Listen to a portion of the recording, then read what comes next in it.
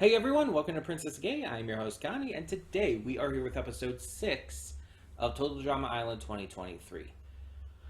So, yeah, last episode we had the gassy one, and it's like, I still just don't understand. Like, fart jokes are funny only if you're like a toddler. Like, those stop being funny the instant, like, you reach 10, maybe? And that's being generous. Um, Once you stop being like a little kid, it's like it's not funny anymore. There's no humor to it. So it's like and again, total drama is clearly not meant for a young child audience. Like even if they're marketing towards children, it's like the humor of the series in general is very clearly meant for like teenagers, I would say. There's even a lot of humor in this that is much more adult, but stuff that teenagers can mostly handle. But it's not meant for little kids. So it's weird that they are so insistent in keeping fart humor in this series. It's like it was never funny to begin with, and it's not funny now. So why? I don't get it. But the series otherwise has been good so far for this soft reboot, I guess you could say. Um, I'm liking most of the cast. I'm enjoying the challenges and all, and it's just a good time. So we're gonna continue on, see what happens this time. Damien left last time because he saved them, and that convinced them to agree to work together to vote him off, even though Ripper deserved it. And yeah, he didn't want to get voted off at the end. He actually changed his mind, so excuse me. We'll see where it goes from here, and hopefully Ripper gets voted off next. That would be preferable. Either way, let us get this going. So when the screen fades to black, pause this redirect and go to the description below. Follow the link to the reaction, and after you watch it, come back here to the redirect and resume play. Because after it fades to black, then fades back in, everything from that point forward, I blanked for a second. Everything from that point forward will be my afterthoughts and will contain spoilers to the episode. So, that being said, thank you so much for tuning in, and I will see you at the reaction. And we are back, and we'll begin with spoilers in 3, 2, 1, now. So, yeah, I'm a little disappointed, to be honest, because it's like... I kind of liked MK, like, she was funny and mischievous and everything. I don't actually disagree with her going home, because she was stealing shit from everyone. Watching the confessionals and everything is, like, a little weird and off, but I don't think that's as bad. I honestly think the stealing stuff was worse. Yeah, I don't disagree, but I think that I think it would have made more sense to send Julia home, because let's be honest, Julia was the one who like put them up for elimination in the first place. She made them lose. It's literally her fault. And that seems to be like a common occurrence this season so far. The people who are actually losing the challenges for their teams narrowly escape elimination. This happened last episode with Ripper. He should have been eliminated, but he got to skip it. He got skipped on being eliminated because instead, they voted for Damien because he saved them and everything. And it's like, I get that, but at the same time, it's like, Ripper really should have gone home. And in this one, it should have been Julia. It just made sense. But Julia did manage to convince them. It looked like MK almost convinced them back. It's like, okay, well, who came here with all this so-called evidence? It's like, whose phone is this all on? It's like, I was thinking she was actually going to turn that around on them, which would have been actually really fun. But no, we have to have the mean girl. We have to have the bitch character stay in for now, because that's how this goes. I mean, we've seen the other parts. We've seen the bitch girls succeed. I mean, Heather won a season, didn't she? It's like, and she's like the ultimate total drama bitch girl. Like that is her thing. um, but we even saw that like last season, or yeah, I guess technically you could count it last season with Redonkulous Race. Um, we saw the ice dancers and Jose. Jose was very much the bitch girl of that season. Um, and this season, it's definitely Julia. But on bigger note, I actually really like this challenge. I thought this was a really fun challenge. Obviously, stupidly dangerous and just stupid, but it's total drama. That's what you expect. I actually thought the idea of it like was pretty fun and just reminded me of like like fairway games, or not just fairways at like carnivals and amusement parks and stuff, but also like uh, God, what would you call them? Themed restaurants for kids. Chuck E. Cheese, but there's more restaurants that have had that idea, that have had those kind of games. There was Caesarland and whatnot, for example. At least here in Michigan, I don't know if Caesarland was anywhere else, but yeah, like the themed pizza restaurants that also had like the arcades in them with all the different games, like skee ball and shit. You got the tickets to win prizes and all, well, exchange for prizes. Yeah, it kind of reminds me of that stuff. In fact, in a way, it kind of makes me think of cornhole.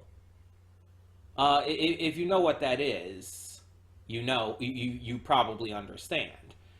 Because you're like throwing the bean bags, trying to get them in the hole and everything. And this time they're just launching each other, trying to get them in the holes for points. And it's like, okay, fair enough. And in some ways, it went well. Like Priya is a master at this kind of thing. She and Millie were doing really well, and they're definitely best friends here. Also, there was like a little hint that Millie was probably bullied for her weight and everything, which is something I very much can relate to, having grown up fat. Just not sugarcoating it all. I'm fat. I grew up fat for a lot of my childhood. It's just the truth. And yes, I was made fun of and bullied for it. So I understand. I understand completely what that's like. Um, but the obvious highlight of the episode was clearly Raj just going for it and kissing Bowie. Um, so they're becoming an item, and it's very clear that they both like each other. They both think that the other is hot. It's like this is just cute. Like this is just actively cute. It's just like probably one of my favorite total drama romances. Partially because they're taking their time on it, they're not like rushing it too much. Um, and it's just a cute romance too. Plus, it's a queer romance, which is always a positive. And I don't know if they've had any actively queer romances in the show. Like, again, there's been implications that some characters were queer, like Owen showing interest in Alejandro and all. But it's like, I don't think they've ever done anything explicit in previous seasons. Usually, like romances, you think, like for Redonkulous Race, like we had Noah and God, what was her name? Kitty's sister. I can't remember her name right now. But we had those two, and it's like it's a straight romance. It was cute. It was great. I liked it, but yeah, it was straight. So getting to see the big romance of this season be gay, is just awesome to see. And again, they're handling it really well in terms of pacing it out. Also, on top of that, there's Wayne, who is extremely supportive and happy for Raj.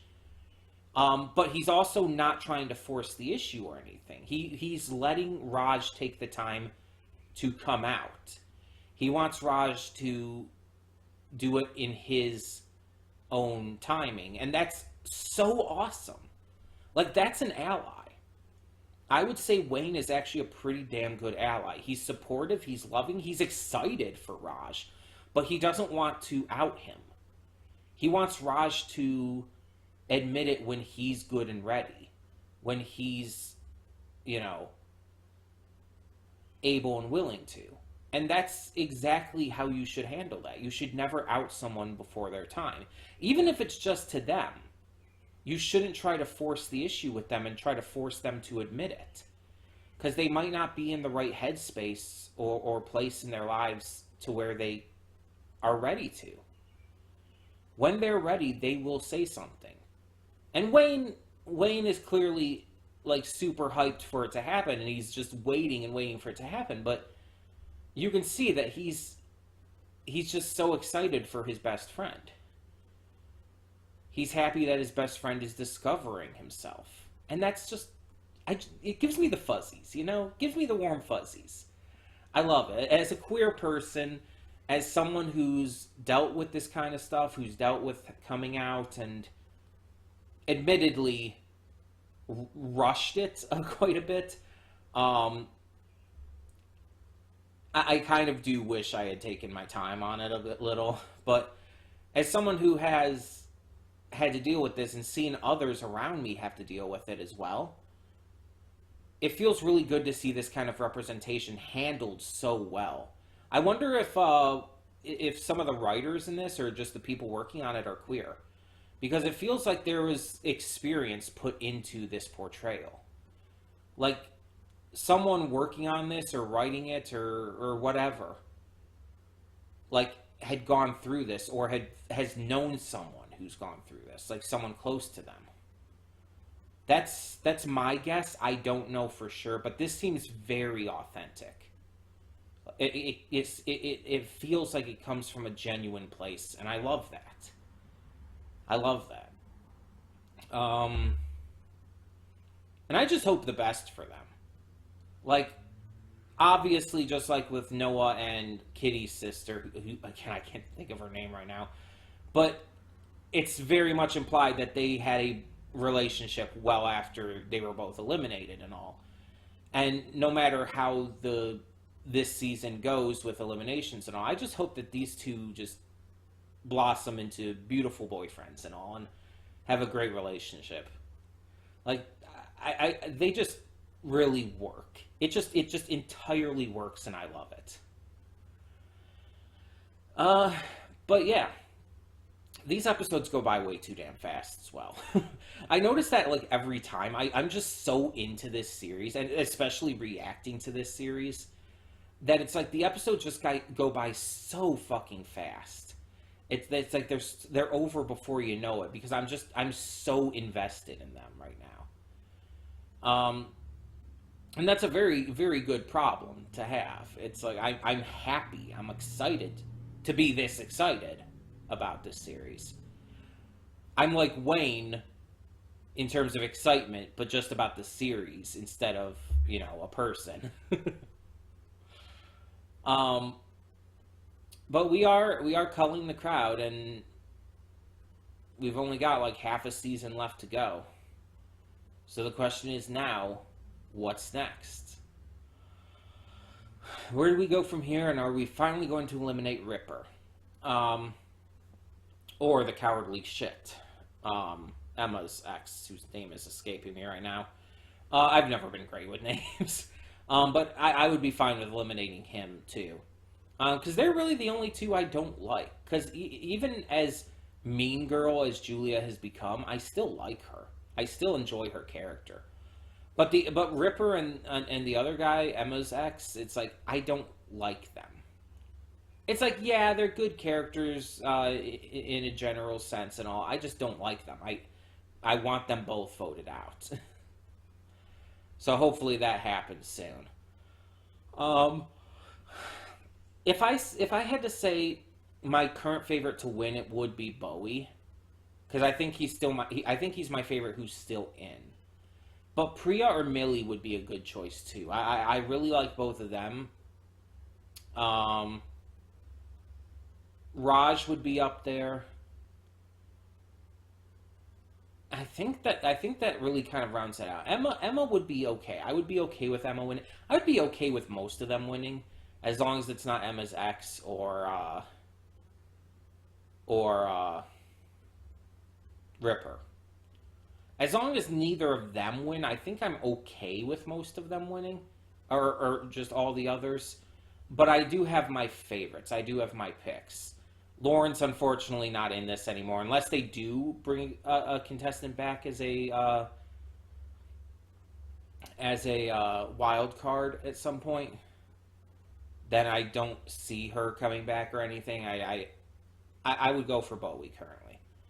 But tell me in the comments below, what do you think of this episode of Total Drama Island 2023? And for now, I'm Connie, and I'm signing off. See y'all next time.